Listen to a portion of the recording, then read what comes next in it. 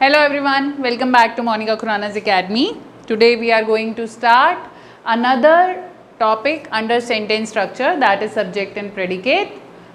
Generally आप लोगों को जो सेक्शन मिलता है सेंटेंस जंबल सेंटेंसेस के फॉर्म में सेंटेंस ट्रांसफॉर्मेशन के अंडर जो पार्ट मिलता है उसमें से एक पार्ट हमारा जंबल सेंटेंसेस है. जंबल सेंटेंसेस तब तक पॉसिबल नहीं है जब तक आप लोगों को सब्जेक्ट एंड प्रेडिकेट का नॉलेज नहीं है. Okay, and in real life also you can not make sentences unless you know which subject will follow which kind of helping verb. Okay, we will cover that later on, but today we are going to understand subject and predicate. इसका task भी बहुत interesting होने वाला है, so without wasting any time let's focus guys. This is subject and predicate. Subject and predicate talks about generally what are sentences and how we can arrange words. जैसे कि आपको पता है किसी भी एक सेंटेंस के अंदर suppose I write this sentence, I am a teacher. Okay, simple sentence if I write. So इसके अंदर अगर मुझे एक सेंटेंस का ना स्ट्रक्चर है, लाइक मैंने अ पहले नहीं लिखा, एम बाद में नहीं लिखा, ये तो बहुत सिंपल सेंटेंस है, आप सब बना सकते हैं. लेकिन इसी को समझने के लिए मुझे क्या देखना पड़ेगा, this is my subject. That means जिसके बारे में हम बात करते हैं, जिस सब्जेक्ट से हमारे बाकी सारे जो भी हमारे पार्ट ऑफ स्पीच है, जो हमारे सेंटेंस का बेसिक स्ट्रक्चर है. लाइक सेंटेंस में नाउन होता है, प्रोनाउन होता है, एडजेक्टिव होता है, एडवर्ब होता है, आर्टिकल होता है, प्रीपोजिशन होती है, कंजंक्शन होता है. Oh God, there are so many things. Okay, we will cover that step by step. But subject बहुत इंपॉर्टेंट चीज़ है, और वो सब्जेक्ट क्या है कि इसी सब्जेक्ट से एसोसिएट होता है हमारा हेल्पिंग वर्ब. लाइक आप सब लोग बहुत बार एक कॉमन एरर करते हैं, जैसे कि लेटर लिखते हैं तो या कहीं पर भी अपना इंट्रोडक्शन देते हैं, I so and so is going to. Generally बच्चे ये वाली एरर करते हैं. हम लोग जब चेक करते हैं क्लासेस में तो हमें लगता है कि ये इतना कॉमन एरर है. अगर मैं अपने एक्सपीरियंसेस को रेट करूं तो 88% लोग ये एरर करते हैं. तो अगर आपने लिखा I so and so, suppose I Monica Khurana, next मैं इज़ नहीं लिखूंगी, क्योंकि कई बच्चों के माइंड में होता है अच्छा मोनिका खुराना से हेल्पिंग वर्ब जो है वो मैच करने वाली है, जबकि मेरा जो मेन सब्जेक्ट है दैट इज़ आई. तो Monica Khurana with in inverted comma है, लेकिन आई से जो चलेगा that is am. I Monica Khurana am going to, right. So इस तरीके से हम उस चीज़ को एक्सप्लेन करते हैं. और सबसे बड़ी बात मैं आपको बता दूँ, जंबल सेंटेंस में स्कोर करना कोई भी टफ टास्क नहीं है. This is most simple part of English grammar. आपको जस्ट इसको सिंप्लीफाई करना है. कैसे? ये सब्जेक्ट है, एम क्या है, हेल्पिंग वर्ब, जो कि उसको बैक करती है, जो कि उसकी स्टेट ऑफ बीइंग को एक्सप्लेन कर रही है. हम लोग हेल्पिंग वर्ब में इस टॉपिक को अंडरस्टैंड करेंगे. इसको पार्ट ऑफ स्पीच भी बोला जाता है कि एक पूरा जो सेंटेंस है उसको कितने पार्ट्स में डिवाइड किया गया है. आपका आर्टिकल है, टीचर आपका नाउन है. तो कभी भी एक सेंटेंस जो है वो एक पर्टिकुलर वर्ड से नहीं बनता. वर्ड की अपनी कैटेगरीज होती हैं, लाइक वर्ड्स डिटर्मिनर हैं, या वर्ड हमारे नाउन है, प्रोनाउन है. जनरली जो है अगर वो नाउन किसी का इंट्रोडक्शन है वो लास्ट में आके लगता है. सब्जेक्ट किसी का नेम हो सकता है, वो भी तो नाउन हो सकता है, लेकिन उस समय वो सब्जेक्ट का काम कर रहा है जिसके बारे में बात हो रही है. Rest of the sentence comes under the category of predicate. ये सारा का सारा हमारा प्रेडिकेट होता है. सब्जेक्ट जनरली हमारे या तो नाउन होते हैं, या प्रोनाउन होते हैं, या फिर डिटर्मिनर्स होते हैं. इनका आपको डिटेल वीडियो आपको मिल जाएगा. अगेन उसको हम बोरिंग नहीं रखेंगे. 15 मिनट के सेशन में डिफ़िकल्ट टास्क को भी बहुत सिंपल कर देंगे. सो दैट इज़ नाउन और प्रोनाउन और डिटर्मिनर ओनली. जो सब्जेक्ट है हमारा वो सिर्फ इन्हीं 3 चीज़ों में से मोस्ट ऑफ द टाइम देखा गया है कि हो सकता है. और जो हमारा ये वाला पार्ट है, like rest of the part, वो प्रेडिकेट होता है. उसमें आपके बाकी सब पार्ट ऑफ स्पीचेस आते हैं. राइट गाइज, मैंने कुछ एग्जाम्पल लिखा है यहाँ ये बताने के लिए कि कभी भी हमारा जो सब्जेक्ट है ये ज़रूरी नहीं है कि वो स्टार्टिंग में ही हो या वो एक वर्ड का ही हो, वो ज़्यादा भी हो सकता है. तो उसका एग्जाम्पल देखने के लिए, जैसे कि यहाँ सेंटेंस है, all the students assembled in their respective rooms. तो यहाँ पर सबसे पहले सेंटेंस पढ़ के मुझे समझना पड़ेगा कि किसके बारे में बात हो रही है. स्टूडेंट्स के बारे में क्या किया जा रहा है, कमांड किया जा रहा है उनको.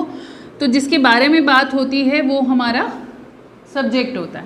इधर ये हमारा सब्जेक्ट होगा. बाकी सब हमारे प्रेडिकेट में आ जाएगा, राइट? तो अगर मैं खाली कहूँ स्टूडेंट्स की बात हो रही है तो मैं सिर्फ स्टूडेंट्स को सब्जेक्ट बताऊँ? No, all the students this will be subject, rest of the words will come under the category of predicate. Okay, so all the students plural form है. असेंबल्ड, ये अगर ऑल में देखूं तो डिटर्मिनर है, ये आपका क्या है, द आर्टिकल बन जाता है, और स्टूडेंट्स क्या बन जाते हैं आपके, नाउन है. कलेक्टिवली हमने इसको एक सब्जेक्ट का नाम दे दिया. तो जैसा कि मैंने अभी आपसे कहा कि मोस्टली नाउन, प्रोनाउन और डिटर्मिनर्स इन्हीं में से कुछ होता है, तो वो इस तरह का कॉम्बिनेशन भी हो सकता है. Like bread and butter is the sole reason behind somebody's efforts. Okay, so उसमें ब्रेड एंड बटर एग्जाम्पल हो गया. अब like assembled in their respective rooms, इसमें अगर मैं देखना चाहूँ तो ये वर्ब है, ये प्रपोजिशन है, देयर आपका क्या हो जाता है, ये प्रनाउन हो जाता है. रिस्पेक्टिव रूम्स को क्लैरिफाई कर रहा है तो ये एडजेक्टिव हो जाता है, और रूम्स जो हैं हमारे नाउन हो जाता है. तो इस तरीके से अगर आप थोड़े दिन के लिए प्रैक्टिस कर लो, आपके लिए सेंटेंसेस में गड़बड़ कुछ भी नहीं होने वाली. सेकेंड एग्जाम्पल देखो ज़रा. On the top most shelf of that cupboard are lying several books written by them. So I am giving you 5 seconds to जज what is subject. Fast. 5 4 3 2 1. Now check. जिन लोगों ने भी यहाँ पर ये सोचा कि शेल्फ जो है वो हमारा सब्जेक्ट है या कबर्ड जो है वो हमारा सब्जेक्ट है, वो गलत है. सेवरल बुक्स ये हमारा इसमें से सब्जेक्ट आ जाता है. आपकी हेल्पिंग वर्ब देखो किसके साथ जा रही है, इसके साथ. All on the top most shelf of that cupboard are lying several books written by them. ठीक है, अगर शेल्फ होता या हमने शेल्फ के बारे में बात करनी होती तो आपकी हेल्पिंग वर्ब उससे एसोसिएट होती. तो ये ज़रूरी नहीं है कि आपका सब्जेक्ट हमेशा स्टार्टिंग में होगा. आपका सब्जेक्ट सेंटर में भी हो सकता है, बाद में भी हो सकता है, स्टार्टिंग में कुछ ग्रुप ऑफ कॉम्बिनेशन भी हो सकता है. That is I wrote these examples out here so that you can have a various observation of subject and predicate. आज का जो टास्क रहेगा वो ये रहेगा बच्चा कि अगले 5 days तक आप लोग कम से कम एक सेंटेंस कोई भी लो. बेटा मुश्किल नहीं है, काम करने वाले की नीयत होनी चाहिए. काम करना मुश्किल नहीं है, लर्निंग बिल्कुल भी मुश्किल नहीं है. कुछ भी नहीं करना, कोई बड़ी बुक्स लेकर नहीं बैठनी. उसके लिए मैं हूँ आपको आपकी असेसमेंट शो करने के लिए. आपने सिंपली क्या करना है, एक बड़ा सा सेंटेंस लेना है, जैसे कि इतना बड़ा भी चलेगा. अपने आप से उसको ब्रेक कर लो या अपने पास बैठे किसी भी पर्सन को बोल दो, छोटे बच्चे को बोल दो कि अच्छा इसको ना ब्रेक कर दो, उल्टा सीधा लगा दो. Now you try to make that sentence. Okay, और उसको आप जब एक पूरा सेंटेंस बना लोगे, try to figure out parts of speeches. उसमें से सब्जेक्ट क्या है, प्रेडिकेट क्या है, फिर प्रेडिकेट को आप डिफाइन करो. सो आज का जो टास्क रहेगा आपका वो ये रहेगा कि एक ऐसे किसी सेंटेंस को आप बिल्कुल ऐसे सेग्रीगेट करके, जैसे कि मैंने यहाँ लिखा हुआ है पूरा, आप लिखेंगे और उसकी पिक क्लिक करके आप कमेंट बॉक्स पे डालेंगे. और साथ ही में गूगल फॉर्म अटैच है आपके पास, आपका टेस्ट अटैच है इसके अंदर, जिसके अंदर आप जंबल सेंटेंसेस की प्रैक्टिस कर सकते हो. उससे पहले मैं आपके लिए ये 5 सेंटेंसेस लेकर आई हूँ ताकि मैं आपको शो कर सकूँ कि आप किस तरह से जंबल सेंटेंसेस बना सकते हो. तो मेरे साथ साथ आप बनाओ बेशक. यहाँ लिखा है sports, building, physical strength, necessary, are, for. फटाफट से बनाओ बेटा. 10 seconds.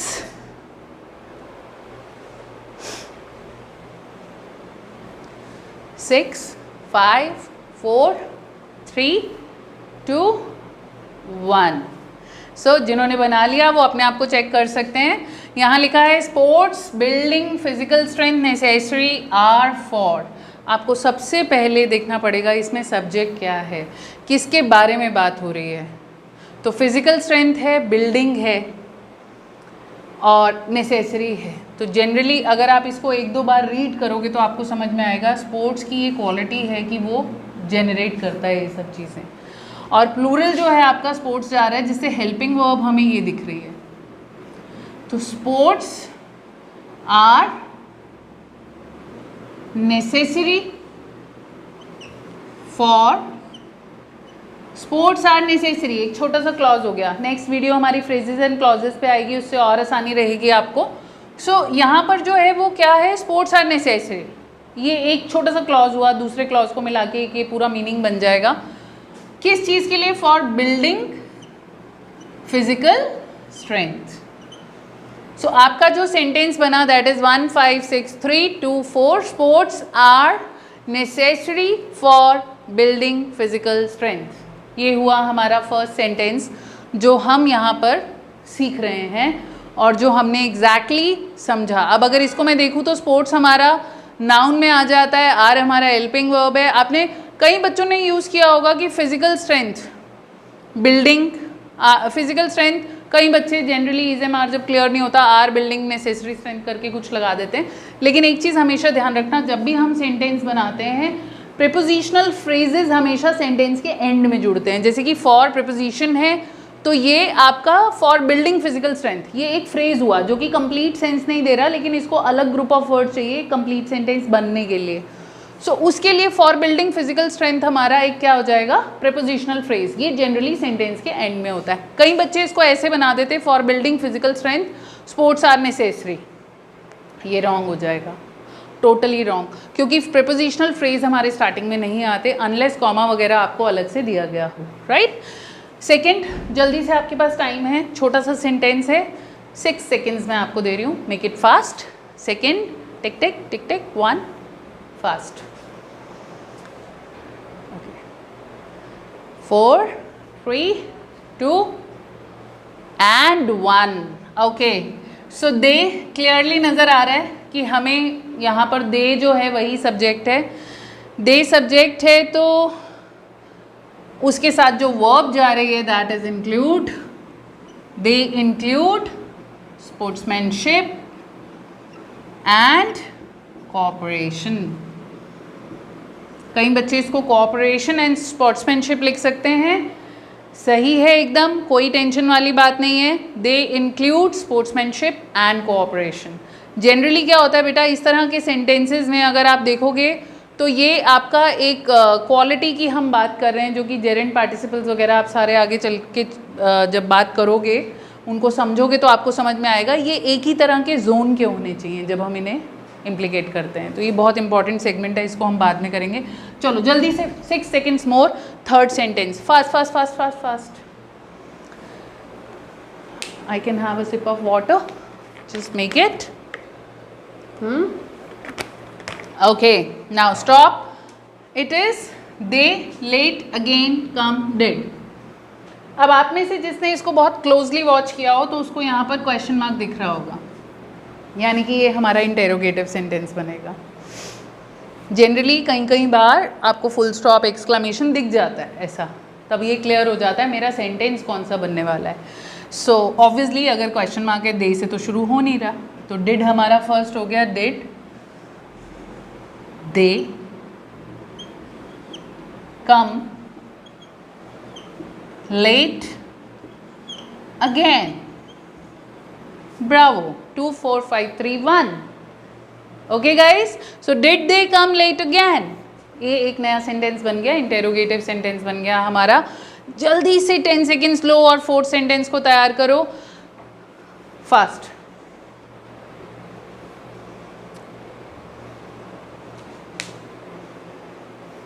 Now it's a long sentence.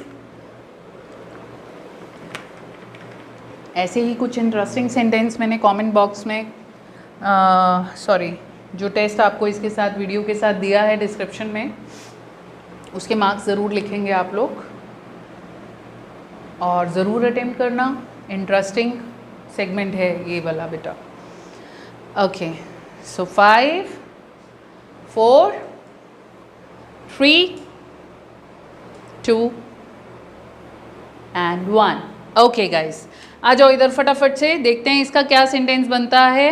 We have the approach of an aeroplane called radar 2 of equipment from a distance a special kind find out about. So यहाँ पर अगर मैं देखूँ तो we have a special kind, we have state of possession क्या है, एक special kind का क्या है, special kind of equipment, right.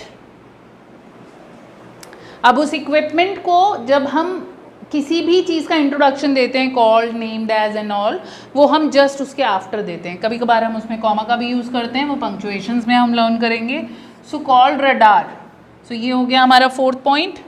We have a special kind of equipment called radar 2. अब 2 के बाद बेटा सीधा हमारा first form of the verb आता है. टू द अप्रोच, ऐसा चलने वाला सेट नहीं हो रहा है ये, ठीक है, कि हम उसका डेस्टिनेशन लिखें यहाँ पर, नहीं. अब रडार का काम क्या है उसको बताने के लिए कोई फ्रेज होना चाहिए. To find out about, right, the approach of an aeroplane. किस चीज़ के बारे में बताएगा? एरोप्लेन की अप्रोच के बारे में. From a distance. So a big round of clap for दो स्टूडेंट्स जिन्होंने इस सेंटेंस को एकदम सही बनाया. 1 6 4 3 7 2 and 5 ये बनेगा. We have a special kind of equipment called radar to find out about the approach of an aeroplane from a distance. अक्सर आप देखोगे फ्रॉम अगेन प्रेपोजिशनल है, लास्ट में ही आएगा. अब जल्दी से बेटा लास्ट रह गया 5 सेकेंड्स के अंदर अंदर ये लास्ट सेंटेंस बना लो. Make it fast. तो ज़रूर बताना 515 कितने बच्चों के आए, और जो टेस्ट मैं आपको दे रही हूँ इसके साथ वो टेस्ट भी करके आप लोग ज़रूर अपना उसमें कमेंट बॉक्स में लिखना. साथ ही साथ डू नॉट फॉरगेट कौन सी एक्सरसाइज करनी है. कोई भी एक तोड़ मरोड़ के सेंटेंस लिखना है, उसको सब्जेक्ट और प्रेडिकेट बताना है, और सब्जेक्ट जो है आपका अलग से पता होना चाहिए उसमें क्या क्या यूज़ हुआ है. प्रेडिकेट में आपने पूरे पार्ट ऑफ स्पीचेस लिखने हैं, नाउन है, प्रोनाउन है या क्या है. सो 5 सेकेंड ओवर, शैतानी नहीं, जल्दी से इधर ध्यान दो. अब है क्या? Children prefer animal stories but life to true older sorry. So अब अगर हम यहाँ पर देखें बेटा, प्रेफर हमें पता चल रहा है तो बच्चे ही प्रेफर कर रहे हैं. अब किस चीज़ को प्रेफर कर रहे हैं? एनिमल स्टोरीज को प्रेफर कर रहे हैं, ठीक है.